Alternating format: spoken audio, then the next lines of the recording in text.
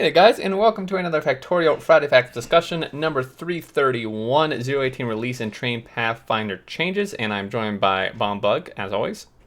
Hello everyone, how y'all doing? How you doing, X?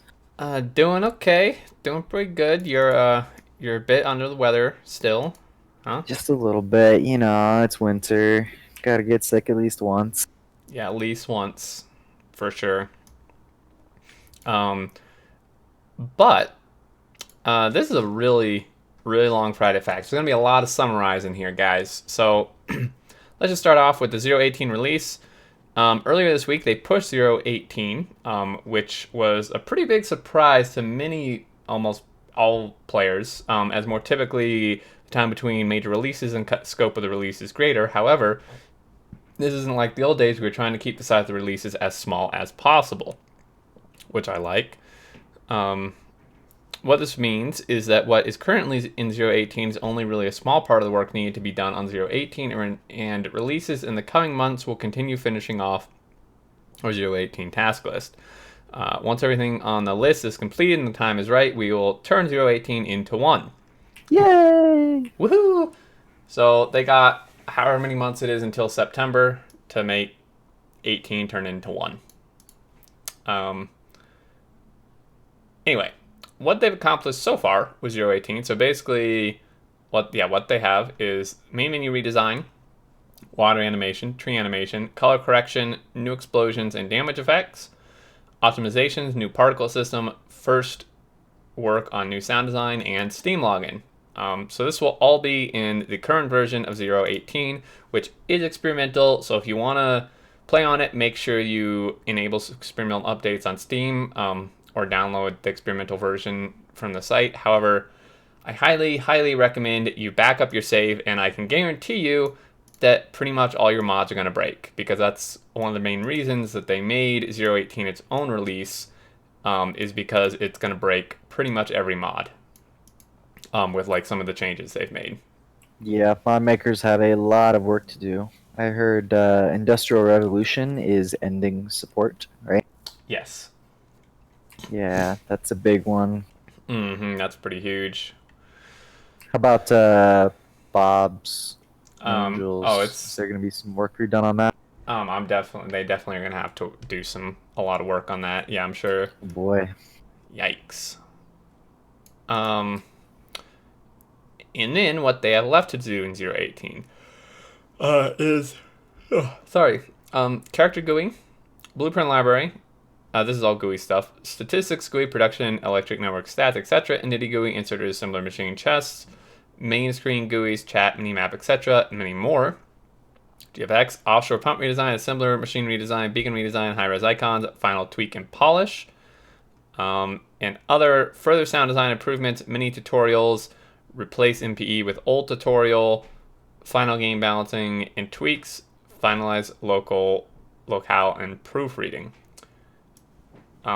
So quite a bit here. One thing I'm very happy to see on this list is assembling machine redesign. This is something I don't think we've really seen confirmed until now, but it's something that I think is very much needed. Like, I would say the assembler is probably one of the worst looking things in the game at this point, just because they've updated so many other things, and the assembler I don't think has changed for like years. Yeah, it's a good time. They've done some changes to a lot of pieces that you see everywhere, like the belts, right? They did a Mm-hmm. big rework of the belts a while, and that was pretty nice. So I feel like everybody's factory is just going to look, it's going to look its best for this 1.0 release once they tweak the assemblers and the Yes. beacons. Oh, and the Those beacons don't too. come until later. Yeah, for sure. Um, Now, something here I want to talk about a little bit, that has definitely had some discussion, on the forum discussion thing and on the subreddit. Some people asked and questioned, what about the fluid mechanic revamp that they talked about quite a while ago? And one of the devs, I think it was Clonin, replied that that is no longer in their plan, not even for 1.0. So they have completely thrown that out the window, which there's quite a few complaints, and I'm going to hop well, I'm not really hopping on a bandwagon because this has been a complaint for me forever. I think that that's a horrible decision. I'm gonna say it right straight up. I think that that is a terrible decision, because someone on the Reddit thread, I should have pulled it up, said it really nicely that basically, in their opinion, and I share this opinion, that the fluid mechanics, not necessarily the optimization like game performance wise, but the mechanics of how they work and stuff, is like actually probably one of the least polished things in the game right now, and has been for basically ever. Um, because it's super unintuitive. It's extremely frustrating to work with. Most people don't really have a clue how it works, myself included half the time. And it's just like, I feel like that's just, and like the fact that they're ditching that to work on things that I think aren't as important, in my personal opinion. Like, sure, the character GUI will be really nice, like remade, but I haven't really had issues with the current character GUI, whereas I feel like a huge amount of players struggle vastly with fluids and how they work. Yeah, a lot of the time I don't even know what's going wrong. I'm like, why don't I have enough fluid here? I recently learned, I thought that the pipes were holding like, 100 water, but apparently it's like 100 water per tick. And that cleared up a lot of confusion for me. Mm-hmm. But where is that listed? Not really anywhere. No, exactly. And like they don't split. Like you basically can't very easily at all like split a fluid like on a T split, right? If it Yeah. if you have like a pipe going one way and then you do a split two other directions, like it's not going to go evenly. Like probably if you do it do it once, probably like I don't know, like 70% is going to go one way, 30% is going to go the other way. You clear it and put the same thing down again, it's going to be some other amount going each way. It's like there's no rhyme or reason to anything, and it's so frustrating to work with. I just the other day, someone contacted me and asked for help with their oil setup in a coaching session, and we spent forever trying to figure out a solution because the fluids are so hard to work with. It was like impossible to get all the stuff they had made hooked up correctly, like through tanks and stuff, to actually have it work because the mechanics are just so wonky. And it's just like, I don't know. It's just like really frustrating that they've just completely dropped this from their whole plan for 1.0 release, even though I personally think it's like one of the least polished things in the entire game at this point. Factorio players love to be able to calculate how many, circuits they're making down to the tick. Mm-hmm. And to have it be that confusing to where you don't know how much fluid is going in each direction or how to change that, yeah, that's a little rough. Yeah, it's real rough. It's I don't know, man. I don't get it. I very much disagree with it, but um, I mean, whatever. I mean, I don't know. It's just really frustrating. Um, Just air it out, man. Air it out. I mean, Someday it's all going to be water under the bridge, right? well, probably won't go under the bridge because it You're doesn't flow hoping it will, though, correctly. when they do fix it. Yeah.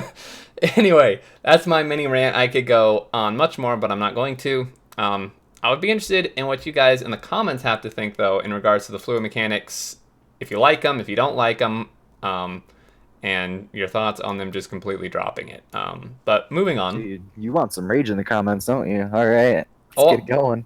no, I mean, I like seeing people's opinions on that because, like, maybe for all I know, most of the people are gonna be like, "No, Xterm, you're an idiot. I love fluid mechanics," and I mean, if that's the case, then I'm wrong. That would be an interesting surprise. Yeah, maybe they should all just go to like mental institution. With this in mind, it would make sense to mark 018 stable before most above is finished. We made 018 a major version because it will break mods, so I basically said that. Moving down to character GUI. So initially we planned for the character GUI to be in the first 018 release, however the task was proving quite difficult the way it was written, and when the release date came, it was not ready, so we delayed the entire 18 release twice. After tough and thorough review, we decided to discard most of the work and start fresh with a different team member with programming. You've got to know when to hold them, know when to fold them. With this change, we decided to release 18 without the character GUI. The alternative was an additional 4 to 6 weeks delay, which with only 8 months left is a big chunk of time. We also don't want to get back in the old habit always delaying release for another reason. And the things we present in Friday Facts not being seen in game for months and months. After this decision, Dominic, who was working on the character GUI, decided to leave the Factorio team. Oh, Yikes. that's pretty rough. I mean, working on this project for how many months did they say?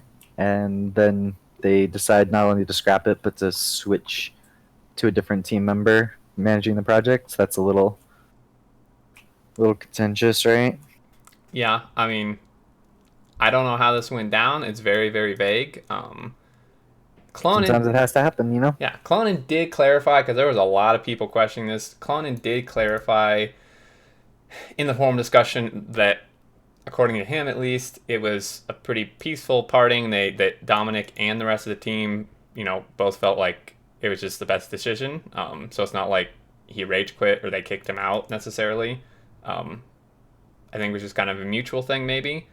And they wish him the best. We wish him the best. That's really unfortunate. Like you said, sometimes in development you got to do that. I definitely understand how he would be upset though, because yeah, like you said, if you work on this for X amount of months and then they're just like, okay, we're gonna throw this out, and actually you don't even get to work on the new version either, Yep. would be kind of frustrating. You know, maybe this could all be channeled into something really good though, and Dominic goes, sets up a new team, and builds a whole competitor to Factorio, so we can have like 2 different awesome games to play. Yeah, that'd be Oh, pretty sweet. that would be pretty sweet. I'm down for Yeah. that. More bad news. Well, maybe for some people. Campaign is canceled. So, long section. Basically, Reason Friday Facts, they mentioned 2 different approaches to the campaign. In that one, they are announcing the campaign has been canceled, and I'll try to explain why. After the tutorial MP was canceled, I realized several things, and it made me reevaluate the campaign is trying to be, asking questions like, is the campaign meant to be the way, how to play the game, or just extra content? Should the campaign try to mimic free play? Is losing progress and starting from scratch that much of a problem? So on and so forth. In my mind, if we would be trying to create the way how Factorio is intended to be played, it would make sense to try to stay very close to how free play works, since that has been the way for many years now. However, trying to mimic free play inherently means it's never going to be identical free play, which certainly adds some new problems and hopefully benefits. So basically, the rest of this section, just more explanation of like the pros and cons and stuff. Free play with all treating will probably always be the best way of how Factorio is to be experienced, but it would make a lot of sense to V to rather strive to create a set of smaller scenarios as side content to give a fresh experience after 2,000 hours of free play, to extend Factorio with separate scenarios instead of trying to reinvent Factorio with the expanding campaign. So they sat down last week to reconsider what to do with the campaign out of the 2 options. The expanding campaign felt too risky due to all its problems, and we're not sure enough about it. The separate levels would be a safer option, but if they are not the main way to play the game, then they are not as important as a core game for 1.0 release. It is still possible to add a campaign after 1.0 launch, but for now we believe that banning the idea of a campaign gives us focus we will need on the core of the game for upcoming months. What do you think about that? I'm kind of split, like, from my own perspective. I really don't care because I never played the campaign and had no interest in it, but from like a general player like community perspective, I'm not really behind it, just because it seems like kind of weird for a game to not have a campaign of any sort. Like, I don't know. It just seems like having just like a pure sandbox game. I mean, I guess Minecraft is like that, Yeah. but most games have some sort of campaign or introduction campaign of some sort. Yeah, I think most games do, and Factorio does have a lot of mechanics that could be pretty confusing if you don't have some handholding initially. But with that in mind, like, man, if you do learn it in free play, then you're probably good with the game and you're going to enjoy it a lot, right? Mm-hmm. And like you said, not everything has a tutorial. Yeah. It could be totally fine. And honestly, what was your advice for me when I started playing? You told me just go into free play. Mm-hmm. And so I did a little bit of like the tutorial campaign stuff initially. I think that was back in like version 15 or 16 when I started. And then I jumped into free play almost right away anyway, and it was fine. Little tough, had to look some things up, but nobody really likes tutorials anyway. Mm-hmm. So yeah, we'll see how it works for them. Yeah. I I'm mean, hopeful. I'm hopeful too. You know, it could be good. I mean, they do have a point that free play is like the main way to play the game. You know, the Yeah. campaign was always kind of like a side content, but um, I think like if they have like little tips that just show up in the free play or something, that would maybe be good. Just kind of cover just like very general mechanics of like how do you craft or how do you research. Yeah. Um, If there and was some sort of help button on something mm-hmm. on the tooltips or something, so you can get a little expanded help, that'd be nice. Or just like a little sort of a quest tracker on the top left that would kind of give players a little bit of a guide so that they know they're headed somewhere, Mm-hmm. you know. And it's not Exactly. just a pure sandbox where you have to discover everything. It's a sandbox, but hey, look at this item in your inventory. You want to build that. You want to automate that. And once Yeah. you do, it gives you another target or something. That'd be good. Yes, definitely. So yeah, it'd be interesting how this works out. I know a lot of people are disappointed by this, but we'll see what happens. I'm running out of breath here. Yeah. Uh, let So me just get you started on this next section then. Trains. Just thanks. endless trains, Trains, trains, trains. trains. So this is gonna be like the shortest summary I've ever done in my life. So trains, Pathfinder changes. I'm gonna read this first section. Rest of it, pretty much not reading anything.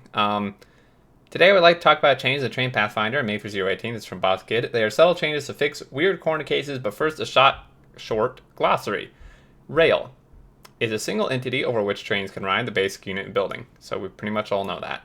Segment, a series of rails that are not split in between by junctions, signals, or stations, the basic unit for Pathfinder. So basically, yeah, a segment with no junctions, no signals, no stations, just rail. And then a block is a group of segments that are colliding or connected with signals without signals in between, the basic unit for train reservations. So in 017 and prior, the Pathfinder used classic, what, did Distra? Is that how you say that? I'm not sure. Okay, Maybe it's that. like Polish or something. Yeah, Oh, no. define the path with the smallest penalty. Nodes are related to segments with extra information about travel direction. Edges are related to segment connections transitions. So, issue 1, the last segment distance is not counted in. Sorry, the last segment distance is not counted into penalty. So, in this picture, Pathfinder chooses the bottom path, which is longer. Currently, this is in 017. Well, yeah. I say currently, it's probably in 018 now, but 017, that's how this worked, which was not great. Obviously, you don't want the train choosing the longest path.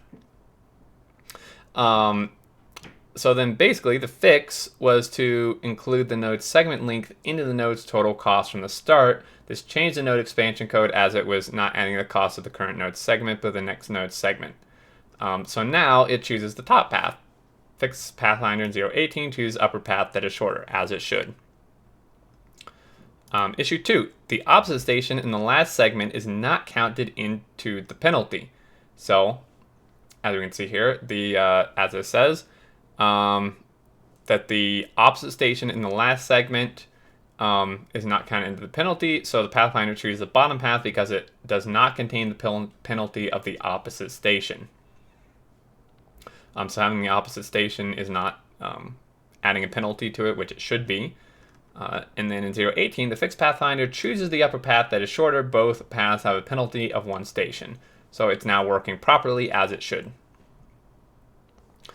Issue 3, the first segment distance would not consider train position. So in 017, the pathfinder chooses to go left. Path to the right has a cost higher by 2. So you can see, even though it's close to this station, it's choosing to go to that one. The fixed pathfinder chooses to go to the right in 018. The train position is considered. So basically, it just wasn't considering where the train was before, but now it does. So it should obviously choose something it's closer to, I think. Yeah. Issue 4, a single segment path had priority over multi-segment paths. So in 018, the pathfinder chooses the single segment path. You'll notice this has no signals. And then in 018, the fixed pathfinder chooses the multi-segment path because it has a lower cost. So there's that. Issue 5, the opposite station in the first segment was added into the penalty. So kind of the same as that one of the other issues above. The pathfinder chooses the left path since the right path has a penalty of the train stop. But in 018, it's of course fixed. The fixed pathfinder chooses the right path. The train stop under the train is not counted, as it shouldn't be. Anyway, so this is now working correctly. And issue 6, the block distance from the start was not updated properly. It was a pretty subtle issue. It is related to this penalty rule. When the rail block is occupied by a train, add a penalty of 2 times length of the block divided by a block distance from the start, so the far away occupied paths don't matter much. So in 017, the pathfinder chooses the bottom path because a block distance from start is not properly updated in the upper contraption. So yeah, it's choosing this path here. And then in 18, the fix was simple. When changing the cost from the start on an existing node, also change the block distance from start. So in 018, fixed pathfinder chooses upper path, which it should because it's shorter.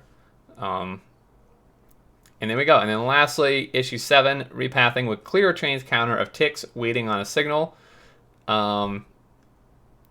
And I think I experienced this issue a lot. In 017, the right train is stuck because the time-dependent penalty of the left train is reset every time the left train repaths.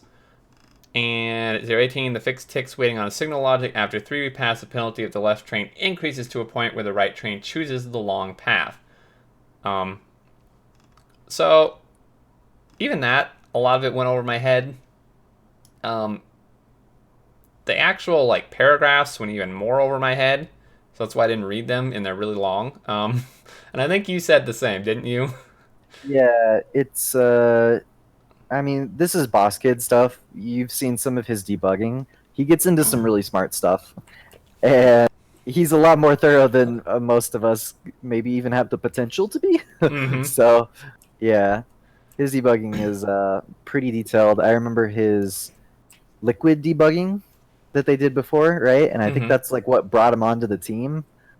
Oh, Yeah. that stuff was pretty complex. So, yeah, this stuff, definitely that last one there. I've seen that happen to me too, and my mind was just boggled, and I had no idea what to do. I didn't even know it was a bug. I thought I was just stupid and didn't know how to fix it. Mm-hmm. And so I just ended up, splitting into 2 completely separate tracks, something Yeah. like that, right? So this is awesome that we have someone like Boss Kid to fix things for us where I'm not even smart enough to know if it's a bug or if I'm just doing it wrong, right? Right, exactly. Yeah, thank goodness for Boss Kid, gotta say. For real, man. Doing some good work here. Last bit, train pathfinder optimization priority queue. In the heart of Pathfinder, there's a priority queue that collects open nodes. As it was implemented up until now, the priority queue is based on a double link list. Finding the node with the lowest cost, highest priority, was fast, constant, but inserting new nodes or updating existing nodes would be, in worst case, linear. After a quick prototyping phase, I decided to implement a binary heap with min property over array. This change alone gave around 20% speed up to the Pathfinder. I don't know what any of that meant, except we get a 20% speed up to the Pathfinder. Yay! Yay! More optimizations. Um, Get our trains there faster. oh I yeah. think that would be real good for big old worlds like Novice post collapse. Once you get all the trains actually running, well, it's gonna Mm-hmm. save you some calculation time there. Yeah, for sure. Be awesome. And then the last thing, train Pathfinder optimization, heuristic conversion from that to a star. Yeah. The second optimization applied was the addition of a heuristic function that gives the minimum cost any end. This means that node expansion is now guided into the goal by the heuristic function, and so less nodes should be required to visit before finding the goal. This gave another performance increase. The rough guess as to impact of the train Pathfinder changes is that it is about 2 times faster and should have fewer weird edge cases. That's pretty huge. Yeah, that's awesome. Especially on those real big mega bases. You're Oh gonna be yeah. wanting that performance increase. Yes, sir. So yeah, this was still really long. Can you imagine how long this would be, guys, if we read the whole thing? Like another half hour at least. So I think that's gonna do it. Do you have any last thoughts? I'm pretty much out of breath and words here. Trains? Trains. I Yeah, agree. Trains and give me trains. my damn fluid revamp. There we go. Anyway, thanks guys for watching. Leave your thoughts below on the forums and Reddit, and I think that's gonna do it. Until next time, we will see you later. Catch you later.